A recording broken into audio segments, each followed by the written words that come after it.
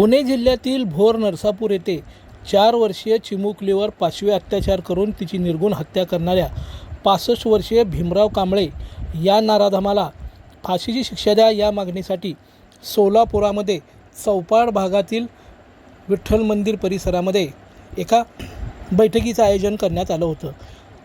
आमदार विजयकुमार देशमुख, शिवसेना जिल्हा प्रमुख तथा नगरसेवक अमोलबापू शिंदे, चेतन नरोटे, ज्येष्ठ पंचांगकर्ते मोहनराव दाते यांच्यासह समाजातील इतर मान्यवर यावेळी उपस्थित होते।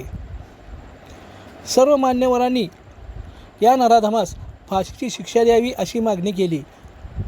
त्यानंतर चौपाड परिसरातून एक मूक मोर्चा काढण्यात आला। या मोर्चामध्ये मोठ्या संख्येने महिला भगिनींचा सहभाग होता। चौपाड विठ्ठल मंदिर, राजवाडे चौक, नवी पेठ मार्गे शिंदे चौक परिसरातून हा मूक मोर्चा काढण्यात आला। यामध्ये असंख्य भगिनींचा सहभाग होता। नातीवर ज्या पद्धतीचा अमानुष पद्धतीचा अत्याचार काल झाला पुणे जिल्ह्यातल्या नरसापूरमध्ये, खरंच माणुसकीला काळिमा फासेल अशा पद्धतीचं कृत्य घडलं आहे। खरं तर तो आरोपी याआधीसुद्धा याच गुन्ह्यामध्ये आरोपी असतानासुद्धा तो मोकाट बाहेर आला आणि कदाचित त्याच वेळेस त्याला शिक्षा झाली असती तर या चिमुकलीवर एवढा मोठा अन्याय होऊ शकला नसता।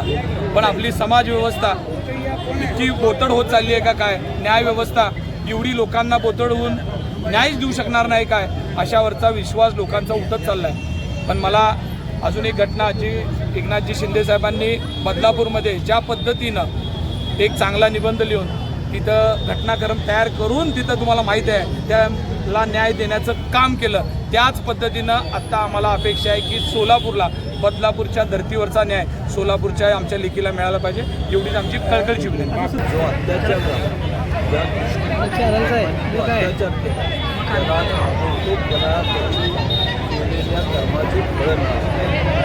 कारण आज आपण बघतोय की सोलापूर शहरामध्ये एक प्रकारचं वातावरण एवढं दुःखी आहे की आपल्या गावची एक नाती तिथं शाळेच्या सुट्टीच्या वेळी तिथं गेलं असताना असं कृत्य घडलं तिच्यावर। आणि हे कुठंतरी ह्या राज्यामध्ये हा राज्य छत्रपती शिवाजी महाराजांचा राज्य आहे, शाहू फुलेंचा हा राज्य आहे। आणि ह्या राज्यामध्ये अशा पूर्वी घडलं त्यावेळी महाराजांनी काय काय सजा दिले हे आपण सगळ्यांनी सातत्यानं लोकांना सांगतो। पण आज आपल्या राज्यामध्ये असं लहान मुलावर अत्याचार होत असताना या सोलापुरातील जनता आज स्वस्थ बसणार नाही आहेत। या सोलापूरच्या शहराच्या लोकांना न्याय पाहिजे आहे। हे न्याय त्यांना लाईक करा, कमेंट करा आणि हो सबस्क्राईब करायला विसरू नका।